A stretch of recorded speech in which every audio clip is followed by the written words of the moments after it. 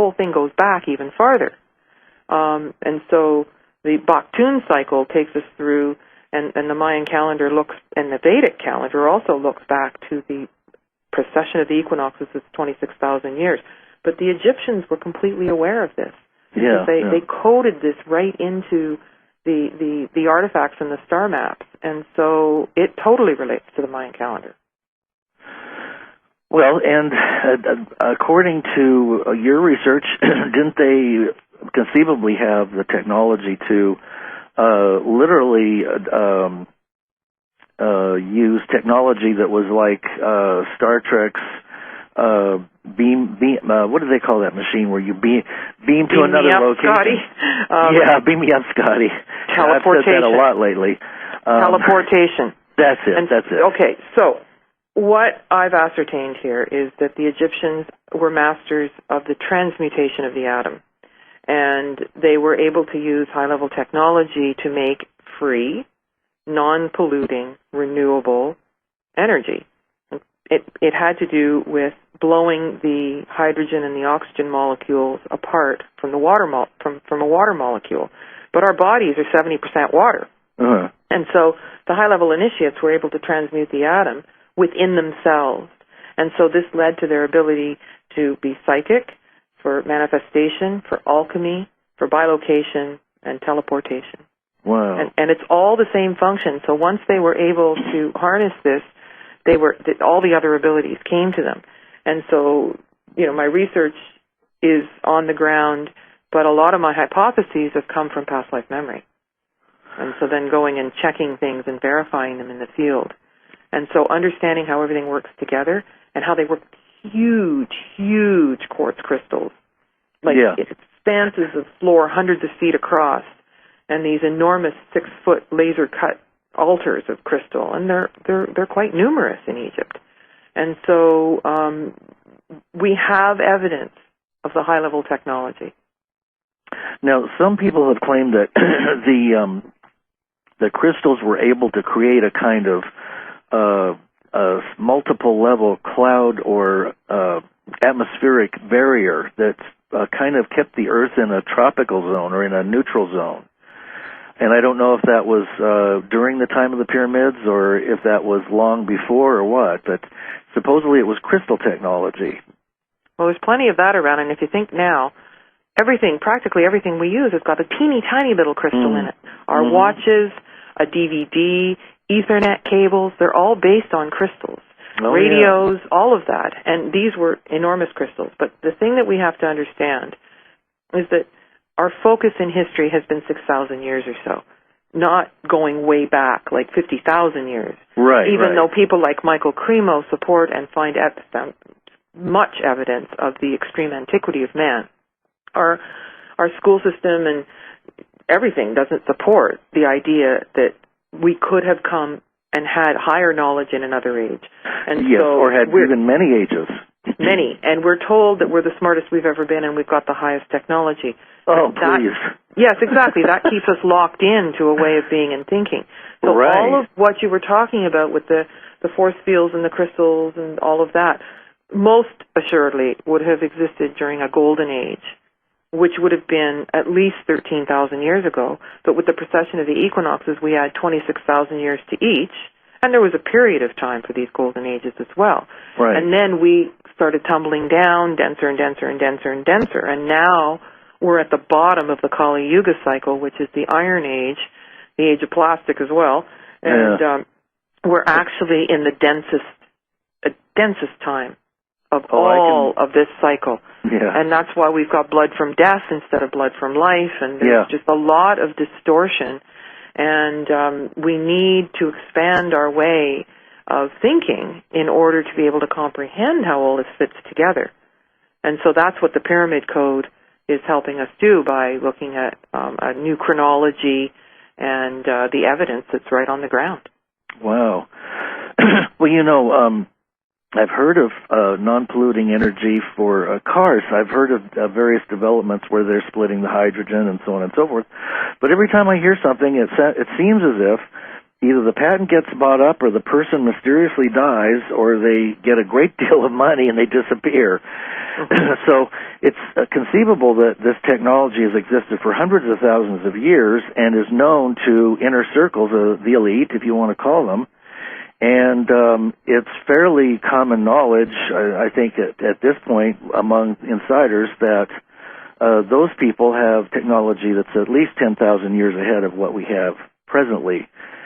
So, and then that goes back to Tesla and J.P. Morgan being unwilling to fund Tesla because they can't make any money on it. So, you know, we're at a point where we really have to make a decision about how we're going to live, if we're going to be free or if we're going to continue to be enslaved by the ruling classes.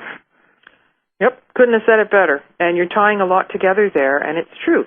The people who are running the oil cartels and all of that need us to be dependent on oil. Right. But think about shipping and how much things cost, like to send a container to Africa costs like $30,000-$40,000.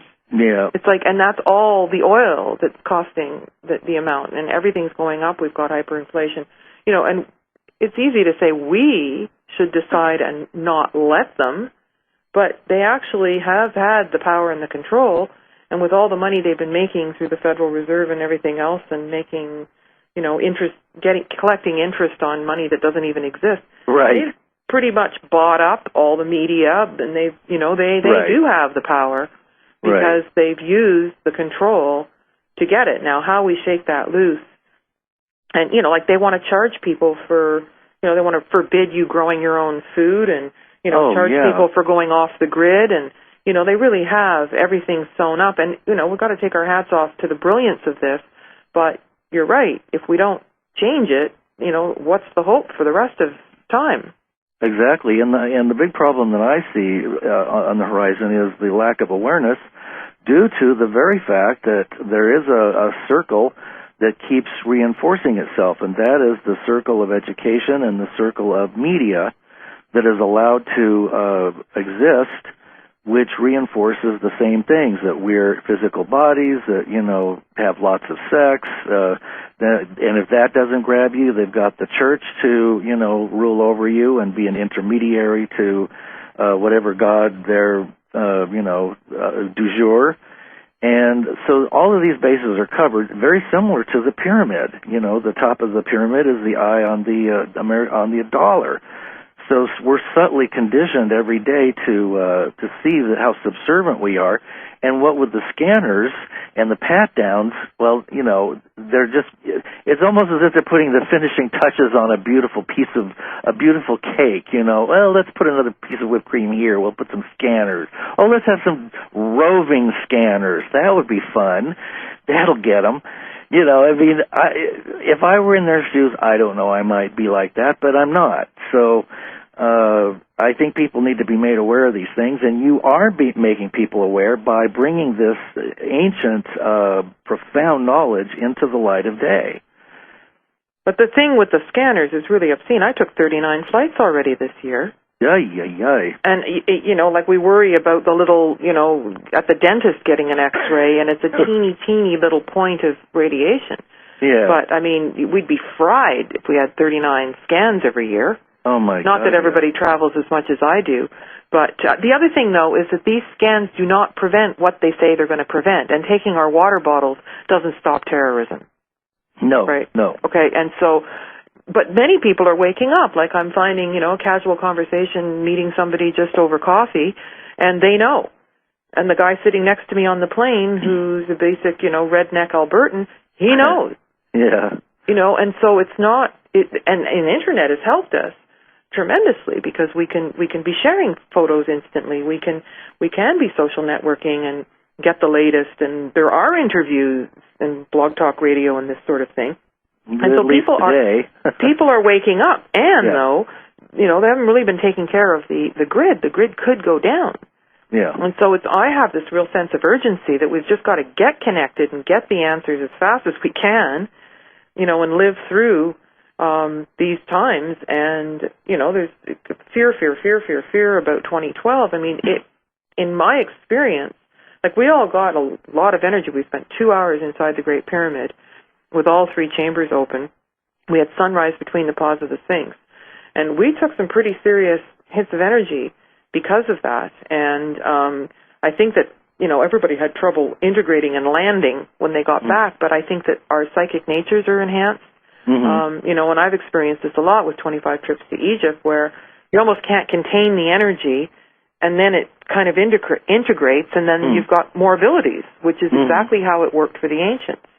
And so we actually ran a study when we were over there this time. It took a baseline.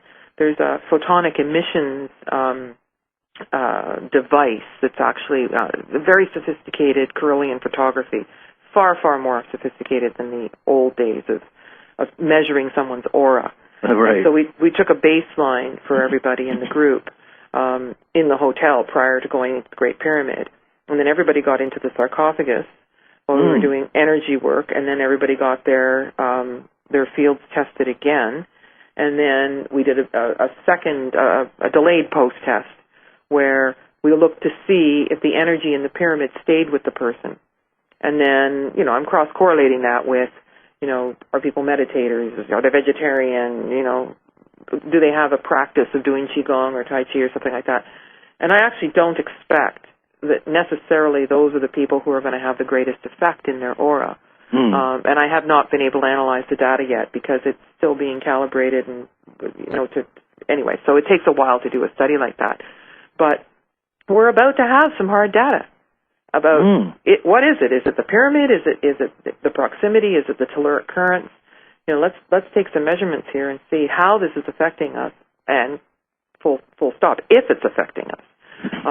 But from the qualitative standpoint, with people reporting how they feel and how their psychic abilities are increasing, it seems that exposure to these kinds of energies really can change us.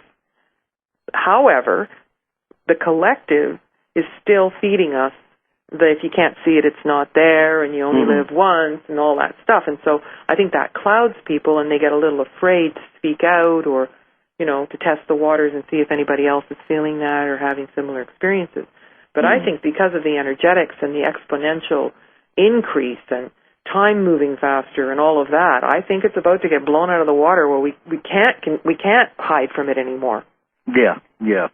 I think you're absolutely right. And you mentioned the period 3113 BC to 2012 AD, and isn't that the cycle that the patriarchy was allowed to rule? Yes, that's right. And we can see the results, yes. Yeah. And in ancient times, it was the highest form of DNA was menstrual blood, and that's blood for life. And so there was the Virgin Mother and the crone,